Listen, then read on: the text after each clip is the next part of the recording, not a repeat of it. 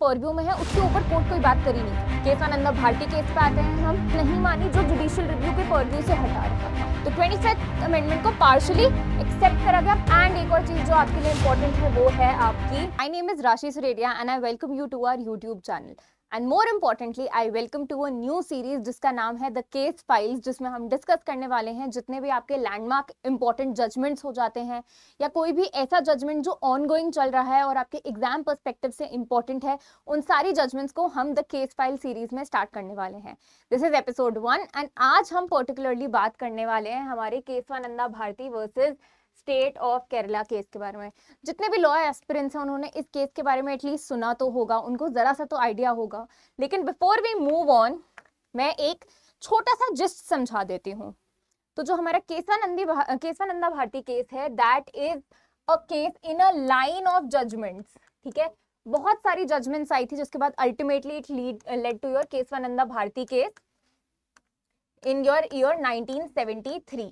तो ये जितनी भी बीच में जजमेंट्स आई थी या जितने भी अमेंडमेंट्स आए थे, अगर मैं कह दूं जितने भी इनके बीच में अमेंडमेंट्स भी आए हैं, जजमेंट्स और अमेंडमेंट्स को बेस करते करते अल्टीमेटली हमारा रिजल्ट हुआ था 1973 में केशवानंदन भारती, जिसमें उसने एक बहुत इंपॉर्टेंट डॉक्ट्रिन एस्टैब्लिश करी थी।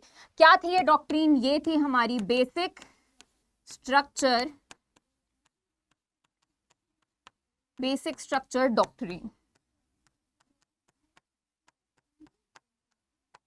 ये जो line of chronology of judgments है ये बहुत ही इंटरेस्टिंग है समझने के पर्सपेक्टिव से। एंड अगर आप लोग इन जजमेंट्स को इंक्लूड करके पूरा प्रोसीजर समझना चाहते हैं कि किस रीजन से हमारा बेसिक स्ट्रक्चर डॉक्ट्रिन को लाया गया, क्या क्या अमेंडमेंट्स थे जो क्वेश्चन में आए, क्या क्या केसेस थे, तो कमेंट्स में जरूर लिखिए जुडिशियल रिव्यू। व्हाई? बिकॉज ये पूरी डॉक्ट्रिन जो बेस हुई थी originally, that was a whole tussle between your parliament and your judiciary। इन दोनों में कांस्टेंट वॉर चलती रही, बहुत टाइम तक चलती रही, जिसका अल्टीमेटली रिजल्ट फाइनली हमारा 1973 के केशवानंदा भारती में इस्टेब्लिश हुआ।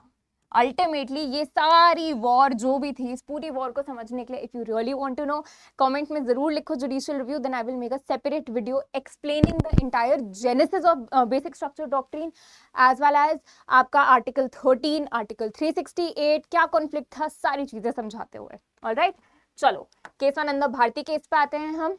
सबसे पहले तो ये डेट याद करनी जरूरी है क्योंकि ये बहुत इंपॉर्टेंट डेट है। अप्रैल 24, 1973 है जिस दिन ये जजमेंट आई थी। 13 जजेस का बेंच बैठा था इस पे एंड जो रेशियो था दैट वाज 7:6। तो यानी अगर एक इंसान भी लेफ्ट या राइट हो जाता तो शायद ये जजमेंट हमारे लिए उतनी रेलेवेंट ना रह पाती या उसका इतना वेटेज नहीं समझ पाते हम। सुप्रीम कोर्ट ऑफ इंडिया में गया था ये केस, वहां से रिलेट होकर आता है। एंड मोर ओवर यहाँ पे चीफ जस्टिस थे कौन, वो याद रखना जरूरी है। आपके सीजीआई थे सिकरी जी थे आपके चीफ जस्टिस ऑफ इंडिया उस टाइम पे। बेसिक स्ट्रक्चर डॉक्ट्रिन की बात हुई है। The case establish that parliament's power to amend the constitution is not absolute. Parliament constitution बदलने की पावर तो रखता है लेकिन उनकी पावर एब्सोल्यूट नहीं है। Certain fundamental features of the constitution from its inviolable basic structure, इससे रिलेटेड पूरा डेप्थ में हम डिस्कशन करने वाले हैं, तो let's get to it. Right, background समझ लेते हैं क्या है। Why this case was needed? Because एक कांस्टेंट क्लैश था between land reforms and fundamental rights.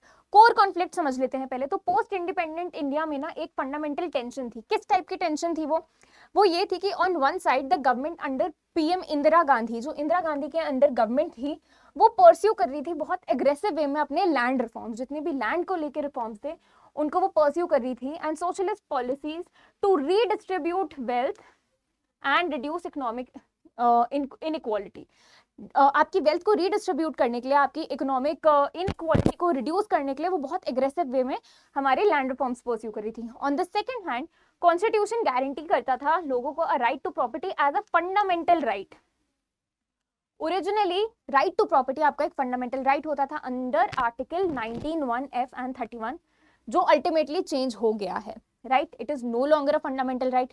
Comments में मुझे जरूर बताइए कि कौन से अमेंडमेंट से इसको हटाया गया था as a fundamental right. Result क्या था कि कॉन्स्टिट्यूशनल शोडाउन हुआ था बिटवीन पार्लियामेंट की रिफॉर्मिस्ट एजेंडा एंड जुडिशरी का role as a protector of fundamental rights. Parliament reform चाहता था लेकिन जुडिशरी को प्रोटेक्शन भी करानी थी, राइट।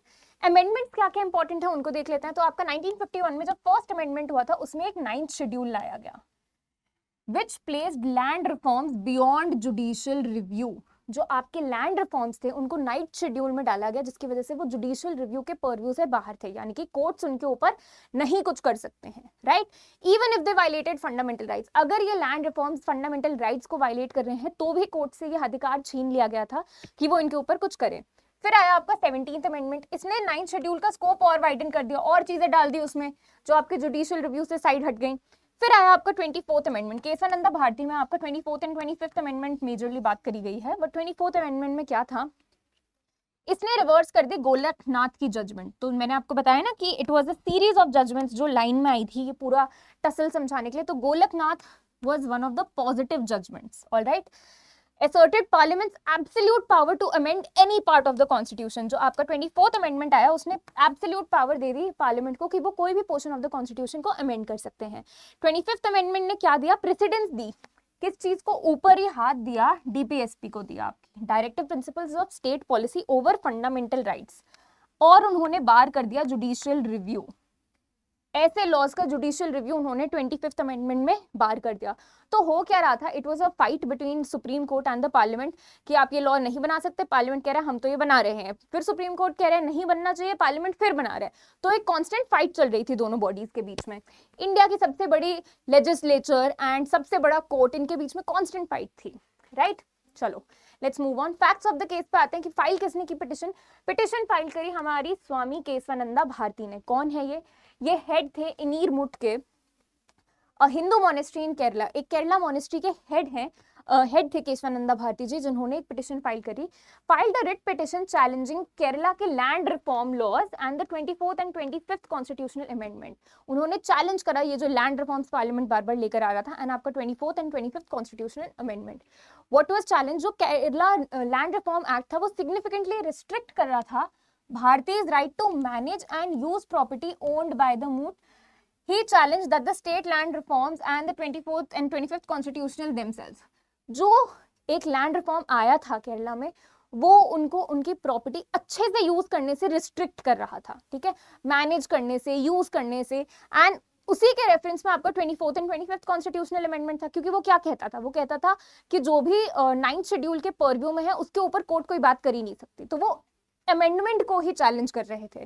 क्या राइट इन्वोक करे उन्होंने, 19(1)(f) right to acquire, hold and dispose of property, जो बैक देन एक फंडामेंटल राइट होता था।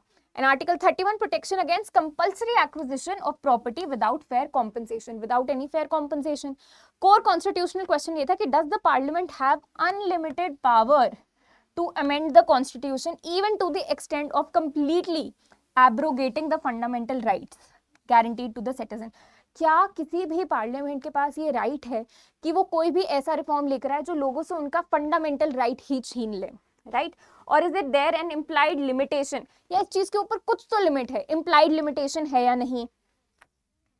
तो हुआ क्या, जजमेंट जो आई हमारी केशवानंदा भारती की, उसमें हमारे कोर्ट ने क्या बोला, उसने बोला कि पार्लियामेंट के पास अमेंडिंग पावर है, इस चीज को अपहेल्ड करा गया कि पार्लियामेंट के पास आपके अमेंडिंग पावर तो है। The court ओवरटर्न्ड Golaknath versus state of Punjab which held that the parliament could not amend, जिसमें बोला गया था कि पार्लियामेंट अमेंड नहीं कर सकता, तो कोर्ट ने कहा ये तो नहीं है। सुप्रीम कोर्ट नाउ कंफर्म कि पार्लियामेंट के पास पावर टू अमेंड है provisions of the constitution including fundamental rights, वो फंडामेंटल राइट्स को भी चेंज कर सकते हैं।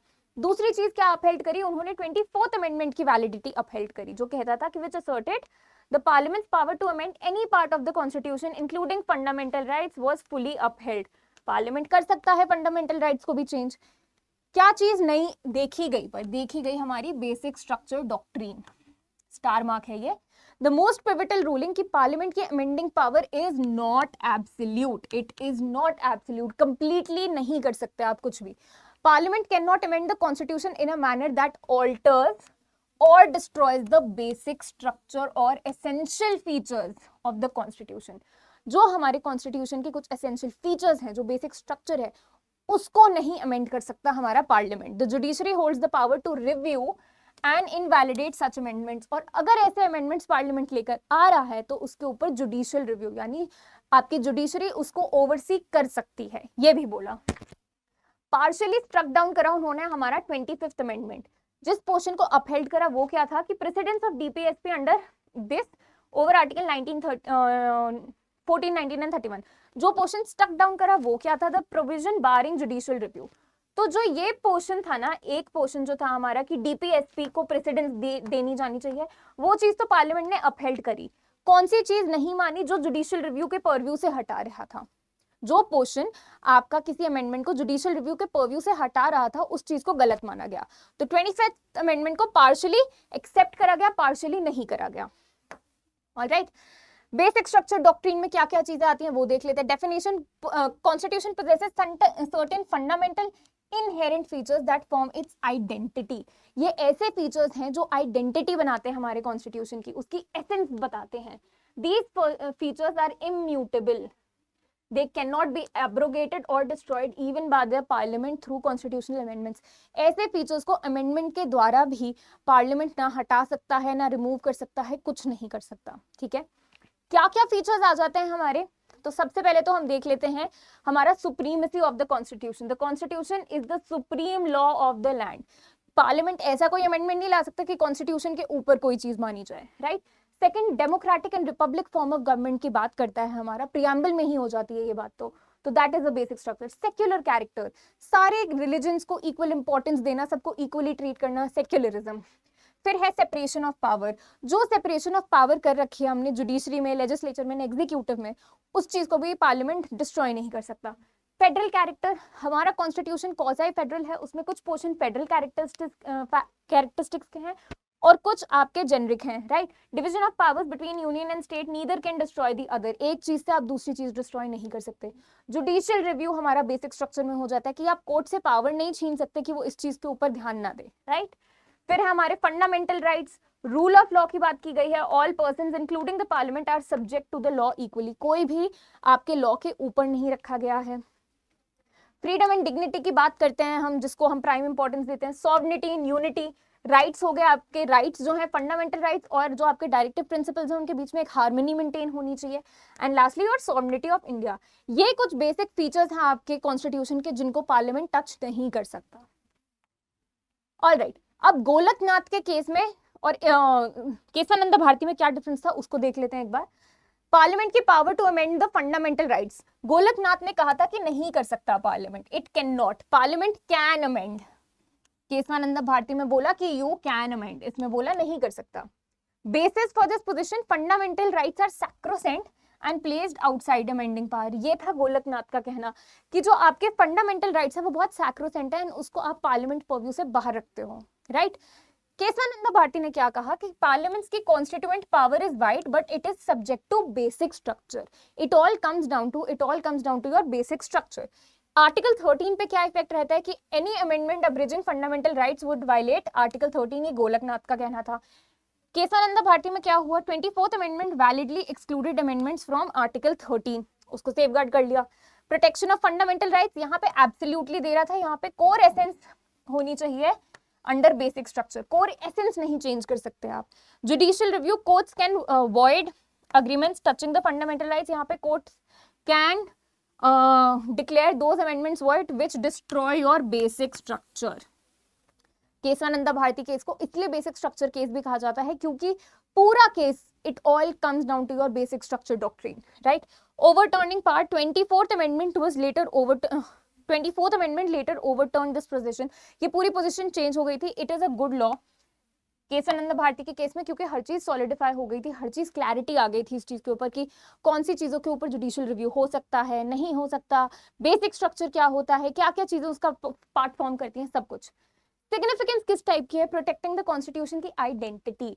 जिस रीजन से कॉन्स्टिट्यूशन मेकर्स ने कॉन्स्टिट्यूशन को बनाया है उस इंटेंशन को आप साइड रख के नहीं इवैल्यूएट कर सकते, is the identity of the constitution, you can not question that, right। Establish that the constitution is not merely a political document subject to whims of the parliament majority, it is a living organic law with an identifiable character and spirit that must be preserved across all generations। constitution supremacy, balance judicial supremacy, the judgment struck a careful balance, it acknowledged, उसने मान ली इस चीज को कि parliament has a vast constitutional power to amend the constitution, लेकिन side by side it also firmly established that the judiciary is the ultimate interpreter and guardian of the constitution. Ultimately आपका judiciary है जो interpret करता है and guard करके रखता है आपके राइट्स को, किसके द्वारा? कॉन्स्टिट्यूशन के द्वारा. Preventing constitutional autocracy, the doctrine acts as a powerful bulwark against authoritarian tendencies, क्योंकि जैसे उस टाइम पे इंदिरा गांधी जी के टाइम पे वो बार बार कॉन्स्टिट्यूशन को बदल के कोर्ट की पावर को डिमिनिश कर रही थी, दैट इज नॉट अलाउड. एक ऑटोक्रेसी नहीं बननी चाहिए. No future government however powerful can use this parliamentary majority to transform the constitution into an instrument of unchecked power. एक अनचेक्ड पावर अलाउड नहीं है. The framework for all future amendments, basic structure doctrine has served as a foundational guiding principle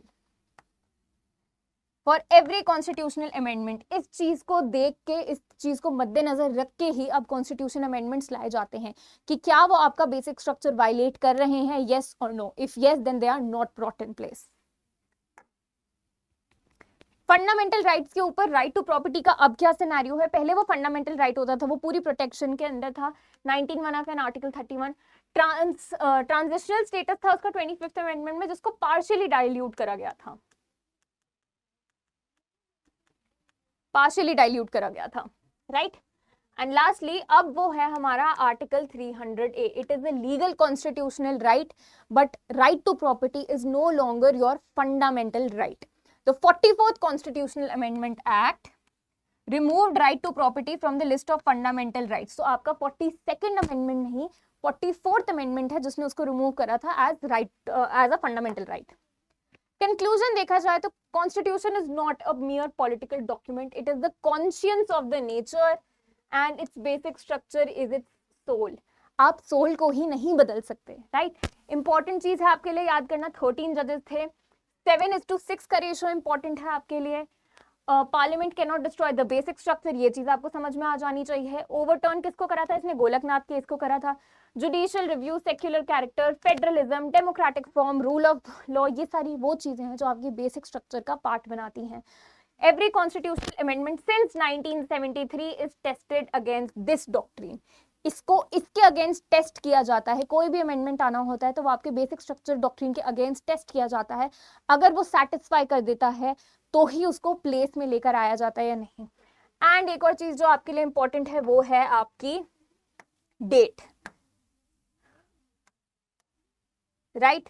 किस दिन आया था आपका basic structure doctrine? That also is very very important. जिस दिन केशवानंद भारती केस का डिसीजन आया था, that was 24th of April 1973. Very very important date. Alright, with that we can wrap up this particular episode. Kesavananda Bharati case के बारे में पूरी gist मैंने आपको समझा दिया है, लेकिन लाइक आई सेड, अगर आप चाहते हैं कि मैं ये पूरे series of cases and amendments आपको समझाऊं which ultimately led to your Kesavananda Bharati, then leave a comment judicial review in the comments and I will make a video on that. पूरा क्रोनोलॉजी समझाते हुए क्या क्या अमेंडमेंट्स आए, कौन कौन से केसेस आए, क्या क्या क्वेश्चन में था, बिल्कुल इजी वे में सिर्फ आप लोगों के लिए, right. Thank you so much everyone.